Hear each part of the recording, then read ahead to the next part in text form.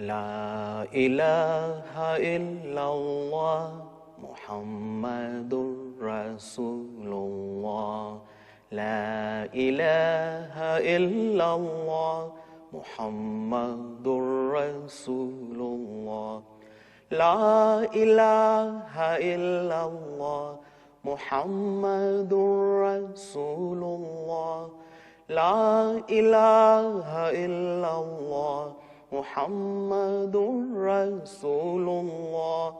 La ilaha illallah Muhammadur Rasulullah.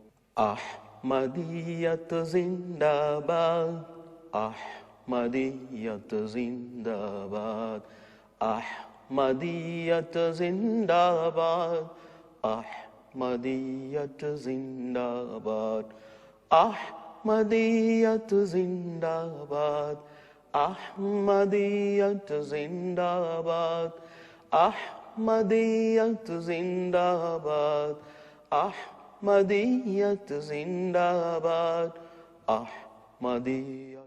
Go on. Yes. Assalamu alaikum warahmatullahi wabarakatuh. Standing by the existing protocol, I want to go on with the lecture. You can go through me. The lecture is on page 30 of our booklet. The topic that we'll be discussing today, this morning, is chronic kidney disease, causes, symptoms, and prevention. And it is important that we discuss this topic because we have seen increase in prevalence and incidences of this disease in recent time. It may be that a lot of more people are coming down with chronic kidney disease, and it might also be that we are diagnosing it better this time around. That's why we're having the increase in prevalence.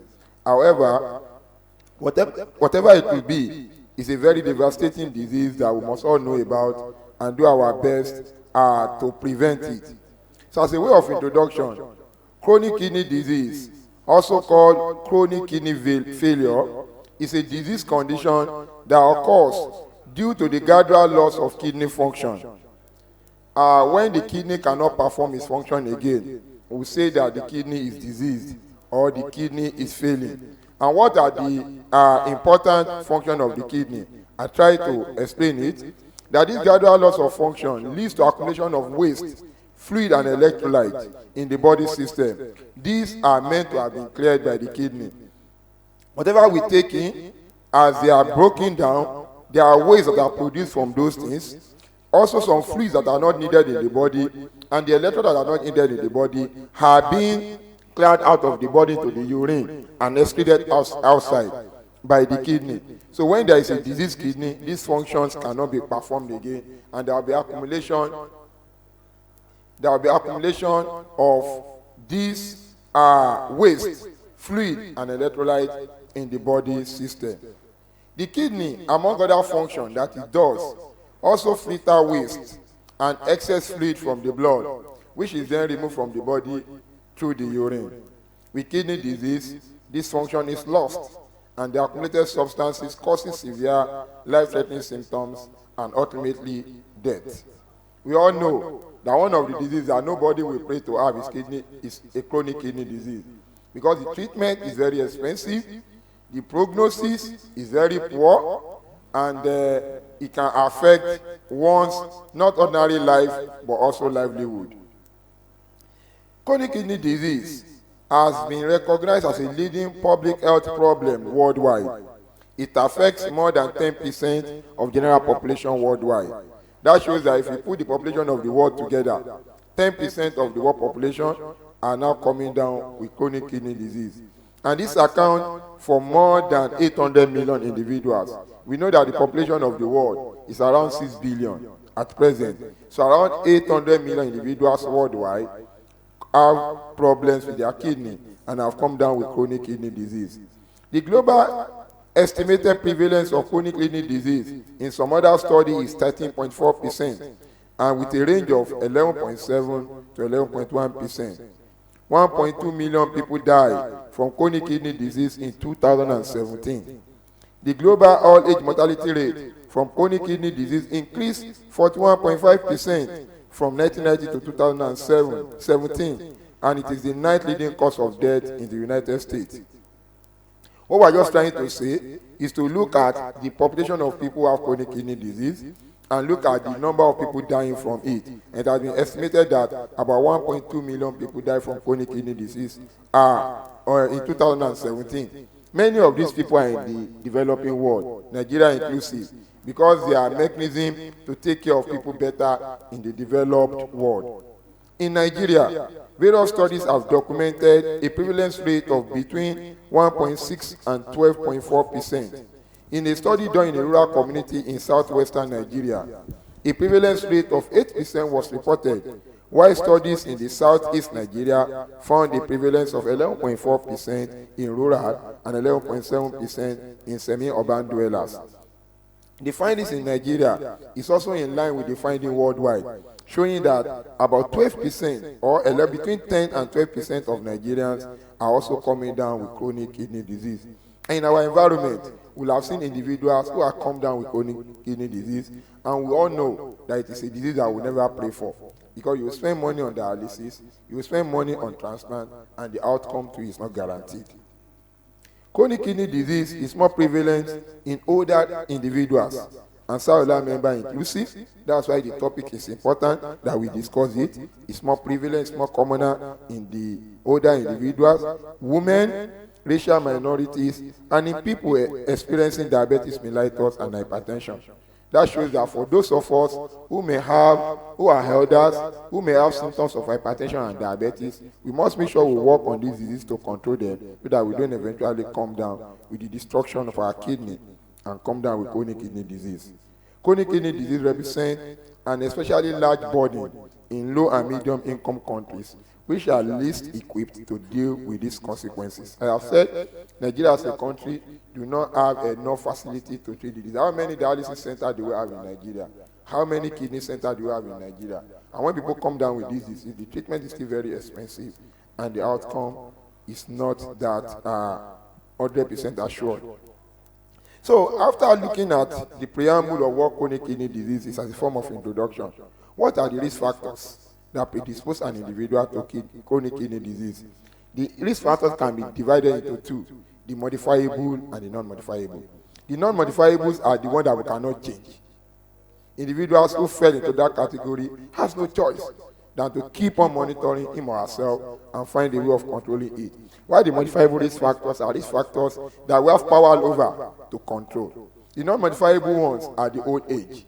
You cannot change how you get old, and you cannot stop yourself from going old. So as we go old, we are at risk. We must work in controlling this. Being black, Native American, and of Asian American, the fact that we are black, we are African, also predispose us to chronic kidney disease. So we have no choice. We cannot change our race. We are blacks. We need to cope with this. Also, family history of chronic kidney disease. Those who are born into the family of individuals with chronic disease also have no choice. If our parents have chronic kidney disease, we have no choice than also keep on monitoring ourselves. We cannot change who gave birth to us, and we cannot change the gene we have inherited from them. So they are not modifiable factors. Also, abnormal kidney structures. Some individuals are born with abnormal kidney. There is nothing they can do. They cannot go back to God to change it. They have to cope with whatever comes out of the abnormal kidney. That are the problems that has occurred during the formation of the kidney. So these are not modifiable risk factors. And what we tell people that belong to this category is that they need to keep on screening themselves more, doing tests to be sure that they will not develop chronic kidney disease, and also to put in preventive strategy, even from childhood, to prevent them from developing chronic kidney disease. What are the modifiable risk factors? The one that we may have control over to an extent. Diabetes is one. For those who are diabetic, we can treat ourselves. And with good treatment, the prognosis of us developing chronic kidney disease will be reduced. Those who also have high blood pressure. High blood pressure can also destroy the kidney, because we have there is surgeon of kidney with the high pressure. So for that, we must also find a way of controlling our blood pressure. Also, we have heart diseases. For those who have heart diseases, there will be problem with their blood pumping, and this will lead to destruction of their kidney.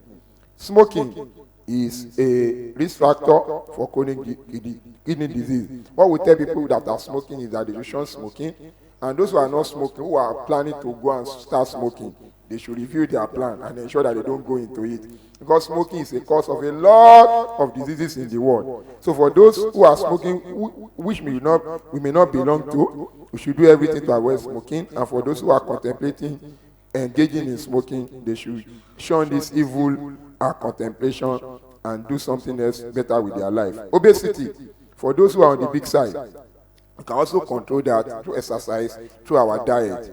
And also another modifiable risk factor is indiscriminate drug use, just using drugs anyhow, and especially herbal concussion.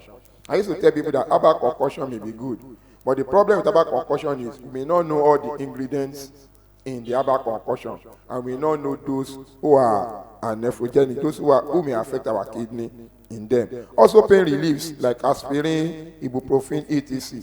Using them in excess can also affect our kidney. So as we feel pain and as we use pain relievers, let us consult our doctor so that we use the right pain reliever and we don't use them in excess to the extent of destroying our kidney. Because whatever we take in, it is the kidney that we clear them.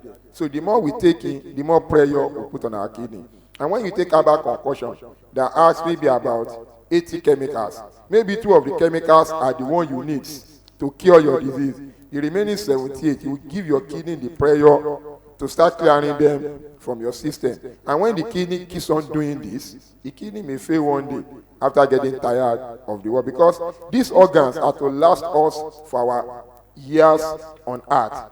And the more we use them, the more they get weak. So if we do not use them well, they may not take us to the 100 years of age that many of us are planning to live, so that we don't allow them to break down in between on the way and then push us to early graves. So what are the causes? Causes are, number 1, diabetes mellitus. The one I mentioned initially are things that may predispose us to having it. But what can cause it? Diabetes mellitus is a cause. We have what we call diabetic nephropathy. Hypertension is a cause. The more the pressure, the more the attack on the kidney cells. We have a disease called glomerulonephritis. That's inflammation of the cells in the kidney. It's a cause of kidney disease. Where renal artery stenosis is a very common cause. When the blood vessels supplying the kidney itself is blocked, so that we don't have enough blood going into the kidney. It's a cause of kidney disease. Polycystic kidney disease, having water within our kidney, is also a cause of kidney disease. Interstitial nephritis, inflammation of the interstitial nephrons is also a cause of chronic kidney disease. Prolonged obstruction of the urinary tract. When the passage of passing out urine, that urinary tract is blocked for a lot of time, it can cause chronic kidney disease. And this is especially common in elderly who have prostate enlargement. When there is prostate enlargement, urinating becomes difficult. There's accumulation of urine in the bladder, and with time, there will be backflow of that urine back into the kidney and attacking the kidney. And this may also lead to chronic kidney disease. So for anybody who is having prostate enlargement, difficulty in urine, let us find solution to it before it starts affecting our kidney. And recurrent kidney infection. When an individual has kidney infection recurrently, it can also lead to chronic kidney disease. So, what are the symptoms? How do we know that we may have chronic kidney disease? Signs and symptoms of chronic kidney disease develop over time and progressive slowly. Loss of kidney function can cause the build-up of fluid or body waste or electrolyte problem. Depending on how severe it is, the symptoms can be as follows: nausea, feeling like one want to vomit. People even talk about hiccups, isuke. There are signs that the kidney, that's why they will say go and drink more water. So that if you drink more water, it will neutralize the electrolytes that have accumulated in the body system and can be excreted out through the urine. So when the urine cannot perform that function of excreting the electrolyte, hiccups may set in. Vomiting is a sign of chronic kidney disease. But we all know that in Nigeria, there can be a lot other causes of vomit. If you have malaria, you can vomit. That doesn't mean that if somebody is vomiting, we now say it is kidney disease. So, loss of appetite. The individual may not be feeling like eating. Malaria has been treated, vomiting still continue, infection has been treated, loss of appetite still continue, then we start thinking of chronic kidney disease. Fatigue and weakness. When the electrolyte and the waste are accumulating in the body, One will just be unnecessarily fatigued and weak without doing anything. One will just start complaining, I'm getting weak, I'm getting weak, I'm getting weak. Those are signs of chronic kidney disease. Sleeping difficulty. When the electrolytes accumulate in the body, especially the fluid, sleeping will become difficult because this fluid may also affect, they may go into the lungs and affect the functioning of the heart. And such a person may have difficulty in sleeping. There will be reduced urinary output. That the urine will not be coming out as expected. There will be decrease in urine output. Decrease in mental sharpness. The mental sharpness of that individual will also go down. Muscles cramps. When the muscles are cramping an individual, it may be a cause. Swelling of the feet and ankle those are signs that we see at the end stage. There will now be accumulation of fluid in the body system. The leg will be swollen, the ankle will be swollen. Body itching and body dryness will then come in. Then chronic kidney disease is also now a cause of hypertension. Hypertension will now set in. Then there will be shortness of breath if the fluid enters the lung. There will be chest pain if the fluid is around the heart. And all these things will make the functioning of that individual difficult, and it may lead to death. So what are the complications? Anemia will set in for people because part of the function of the kidney is also to produce red cells. So when the kidney is damaged, the kidney cannot produce the red blood cell again, and that person will now have low blood level. Anemia will set in. Hyperkalemia, accumulation of potassium in the body system will also set in. Heart disease will set in. Increased risk of bone fractures will set in. Erectile dysfunction, decreased sex drive or reduced fertility will set in. There will be reduced immunity in that individual. If the fluid is around the heart, there will be pericarditis, and ultimately death may occur. And we have seen individuals who have chronic kidney. The problem with chronic kidney disease is that once it's developed, in fact, it's a dilemma. Because you cannot leave the individual, and at the same time you know that most of the time it will ruin the family. You will first start doing dialysis, 50,000 naira per week. The individual will start selling property while waiting to get like 5 million to go and do kidney transplant. So they keep on selling property, keep on selling property, keep on selling property to keep the life of the individual. And even they may not be able to raise the money for kidney transplant before the person died. I've seen a professor who has such a disease. While raising money, you will also be spending out of the money to do dialysis. So before you know, the money that you are raising will also be going down. And before most money are made, the individual may die. And for individual who even do kidney transplant, it's not 100% guaranteed. Because to get a donor is a problem. There is a senator in Nigeria now that has been arrested in abroad because they took someone there to donate kidney for a dying daughter. It can be that bad to get a donor. And when you get a donor, the compatibility of that donor is also a crisis. I have seen a live story I was a young doctor at that time, of a man who is a manager in his company. He has hypertension. Very regular in clinic, he has money. Use your drug, he will not use drug. I'm busy.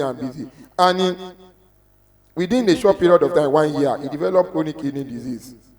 The company sponsored him to go and do kidney transplant in India. He went with his brother. The guy should be around 25, 26 at that time.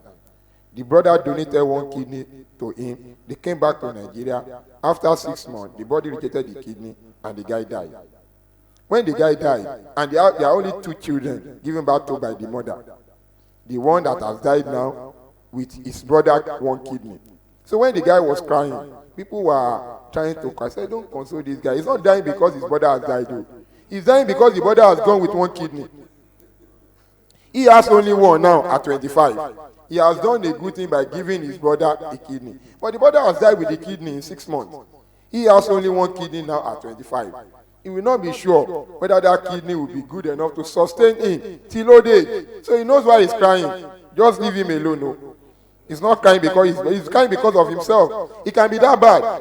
So to even get a donor is difficult. The person who wants to donate will look like, okay, maybe an Asarullah of 70 may donate. And that Asarullah of 72, they may say that the kidney too is not too good.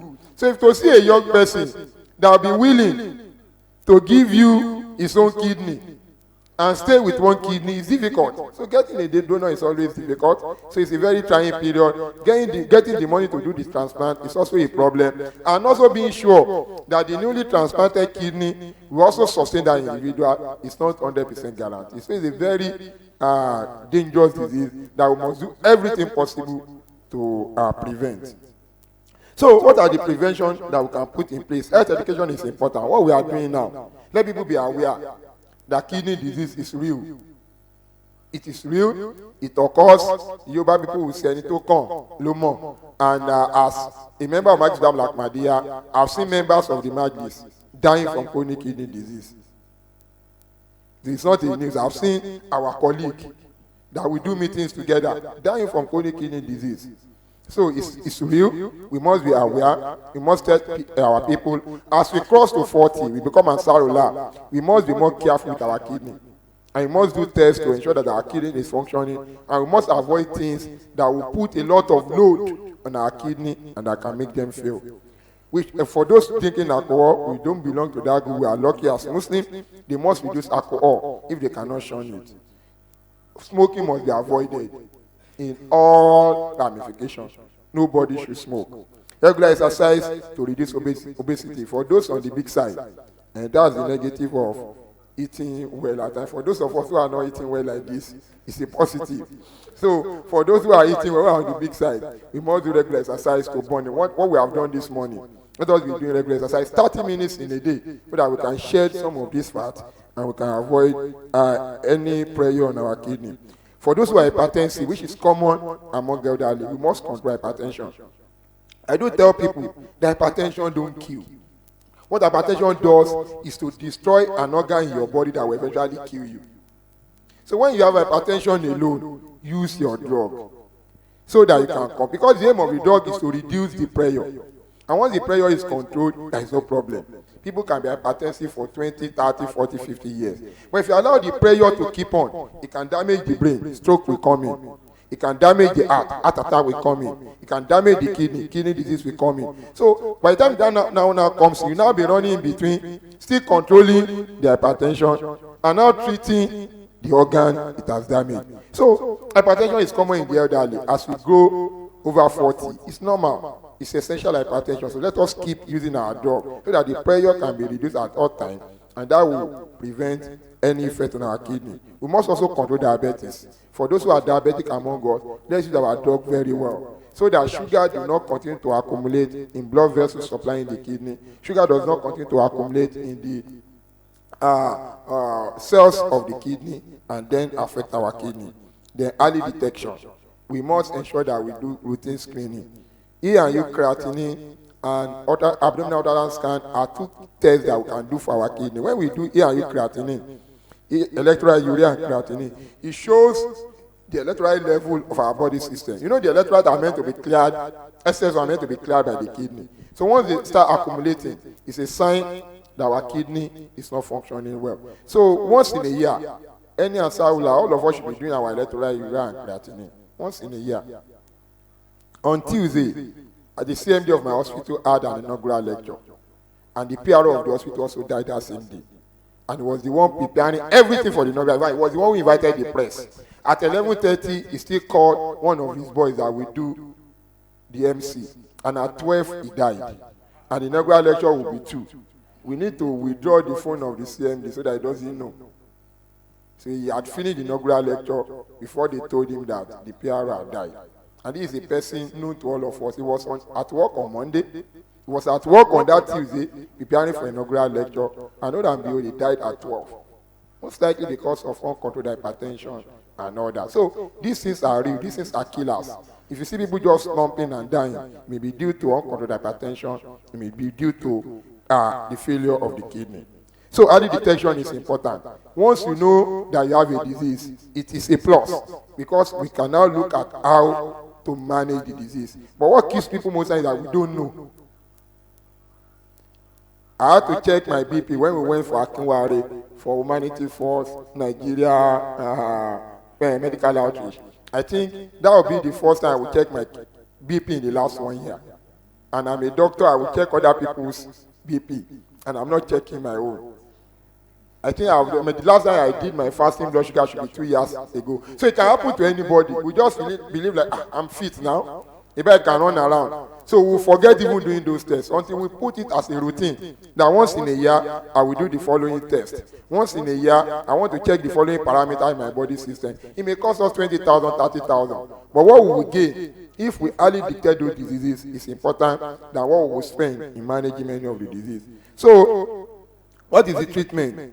There are drugs that can be used to clear some of this water from the body system to help an individual. Dialysis, because once the kidney has failed, there is a machine called dialysis machine that now helps to do the function of the kidney. Doing dialysis is also very important, very expensive. It's about 50,000 naira per session. And I may say that the best thing to do is to do 3 sessions in a week. So if one should spend 150,000 naira per week in a month, that is 100,000 naira. Who can sustain that? Even we have seen that the president of Nigeria had kidney disease before, dialysis machine bought, and that president still died. One of the things that killed President Musa Yar'Adua, is it Musa Yar'Adua? Yes, it's kidney failure. Even if you are rich, if you have all the money, you are not still too sure that one can survive it. So we must do everything to prevent it. And the last thing we can do for treatment is to do a kidney transplant. And I've said earlier, getting a donor may be difficult. The body accepting the kidney may be difficult. So what we must do to best help ourselves is to prevent it. Though whatever we kill an individual, we kill an individual. And we all die one day as a Muslim. But we must also struggle. We must also do our best to ensure that we live well. Because we will discuss terminal. Dr. Adeko will come in the afternoon to tell us about terminally ill disease. Kidney disease is also one of them. When you have it, it's like you are going, and that if you have been with people who think they are going, is a condition that is better imagined than fair. It's not a good thing. If one should die suddenly, it's better.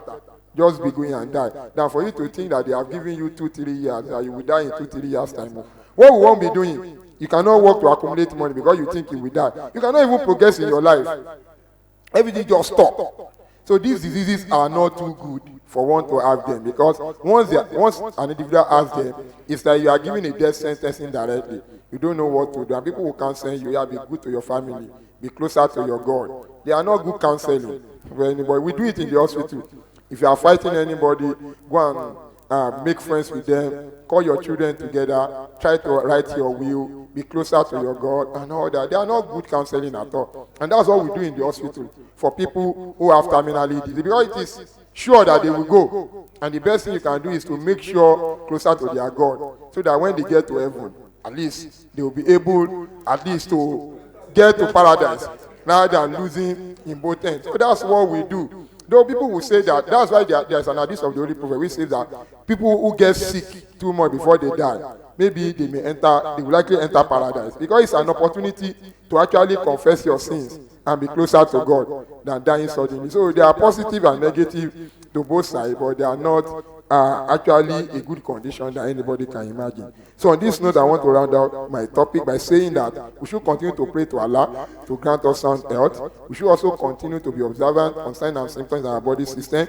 We must treat hypertension, we must treat diabetes, and we must ensure that on yearly basis we do tests that will show any problem with our kidney, with our liver, and other things that may be important in our body system. May Allah continue to protect us and grant us long life and sound health. Assalamu alaikum wa rahmatullahi wa barakatuh.